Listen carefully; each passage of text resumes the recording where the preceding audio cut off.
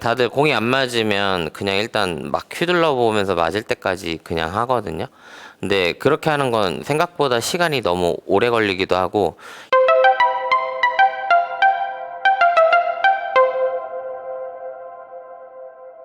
어디 가서 여러분들이 나중에 또 골프를 배운다고 하더라도 뭔가 좀 본인의 나름대로의 커리큘럼이나 수업의 매뉴얼 로직이 있는 걸 좀 가지고 있는 코치들을 만나서 골프를 배우면 조금 더 성과적인 측면에서는 잘 나올 수 있을 것 같다는 생각이 좀 들어요.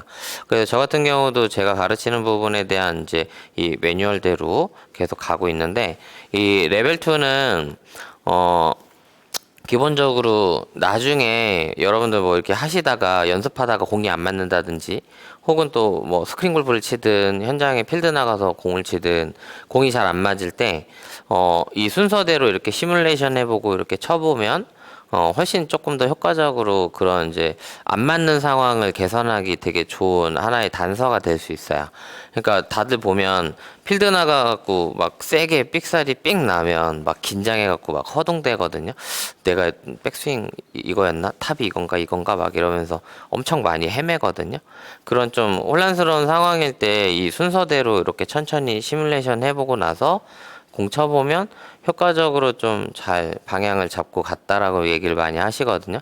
혹은 아니면 이제 이 시퀀스를 다 외우기 자체가 어려우면 단계마다 있는 몇 가지 키워드가 있으니까 그 키워드만 기억해 놓고 그것 가지고서 이렇게 조금 안 맞는 상황들을 개선한다든지 그렇게 하시면 좀 도움이 많이 될 것 같아요. 다들 공이 안 맞으면 그냥 일단 막 휘둘러 보면서 맞을 때까지 그냥 하거든요. 근데 그렇게 하는 건 생각보다 시간이 너무 오래 걸리기도 하고, 실제 필드 나가는 이런 현장에 있는 상황에서는 그럴 시간이 사실은 없어요. 그러니까 빨리 이런 것들을 개선하려면 본인들이 그런 어떤 문제가 되는 상황들을 좀 유연하게 해소하기 위한 몇 가지 포인트들을 좀 잡고 가는 게 좋아요. 오늘 배우는 레벨2는 제가 한 가지 정의를 해요. 여기서부터 몸통 스윙입니다. 이렇게 이야기 하거든요. 전시 수업에 했던 그 포인트하고 다르게 레벨2에서 몸통 스윙이라고 정의하는 이유는, 요즘에도 그냥 뭐 미디어에 막 보시면 몸통 스윙, 바디턴 스윙 이런 얘기 되게 많아요.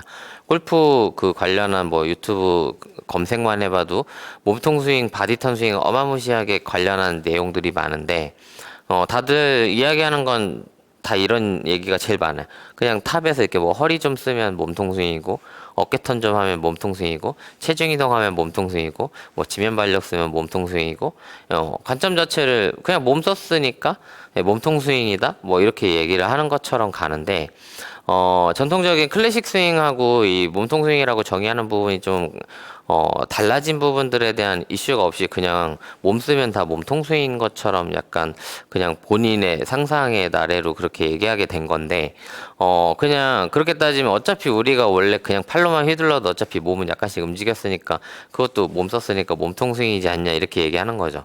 그래서 원래 몸통 스윙이라고 정의하게 되는 부분과 클래식 스윙의 차이가 뭐였냐면, 클래식 스윙은 예전에 백스윙의 순서가 이랬어요. 이렇게 팔을 길게 이렇게 쭉 빼다가 보면 그 다음에 어깨가 돌고 그 다음에 허리가 돌고 무릎이 살짝 올라가는, 이게 클래식 스윙의 백스윙 순서였어요. 그래서 팔, 어깨, 허리, 무릎으로 이렇게 백스윙 탑까지 가는 게 클래식 스윙의 백스윙의 순서였어요. 여기서 다운스윙은 이걸 거꾸로 무릎, 허리, 어깨, 팔, 이 순서로 따다다닥 다운스윙 하는 거를 그 전통적으로 이제 다운스윙의 순서라고 얘기했는데, 다운스윙의 순서는 뭐 예나 지금이나 백스윙 탑에 가면 무릎, 허리, 어깨, 팔 순서로 따다다닥 휘두르는 이 다운스윙의 순서는 키네마틱 시퀀스라고 해서 전통적으로 바뀐 적이 없었어요.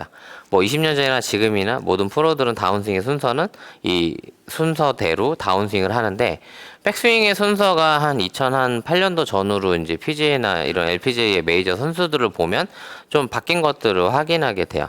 왜냐하면 과거에만 봐도 팔 길게 쭉 빼다가 몸 돌리라고 했는데, 이렇게 해봤더니 일반적인 아마추어 분들도 그랬지만, 코치들이나 선수들조차 이게 어려움이 많았던 게, 손이 혼자 너무 빨리 올라가는 통에 몸을 회전하거나 움직일 수 있는 시간이 부족했다는 거야.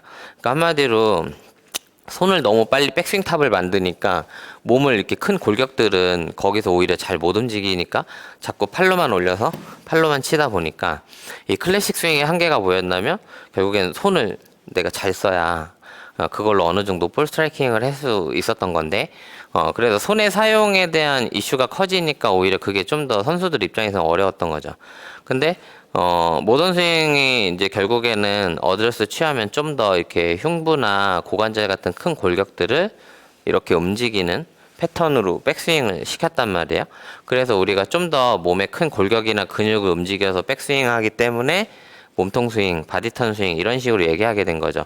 아예 우리가 처음부터 공을 칠 때 손으로 이렇게 드는 게 아니라 몸에 큰 골격을 움직여버리면 손 크게 신경 안 써도 몸을 회전하면서 알아서 팔이 딸려 올라가고 백스윙 탑을 만들게 되니까 굳이 뭔가 손에 대한 고민을 크게 하지 않아도 이게 좀 더 수월해진다는 거야. 그래서 몸통만 돌려가지고 움직여도 이렇게 강하게 임팩트 할 수 있단 말이에요. 그래서 몸통 스윙, 바디턴 스윙 이렇게 얘기하게 된 거예요. 그래서 제가 이 레벨 2를 몸통 스윙입니다 이렇게 정의하는 이유는 지금부터 여러분들이 공을 칠 때 조금 더 큰 골격들을 움직이면서 백스윙을 만들거나 하려고 노력을 많이 해야 된다는 거예요. 근데 생각보다 몸에 큰 골격들이 평소에 잘 안 쓰다 보니까 다들 되게 막 뻣뻣해 갖고 잘 못 움직이거든요. 그래서 이런 것들을 좀 편하게 만들 수 있는 스트레칭에 대한 과제까지 좀 부여해서 연습을 좀 하는데 도움이 되게 할 거야.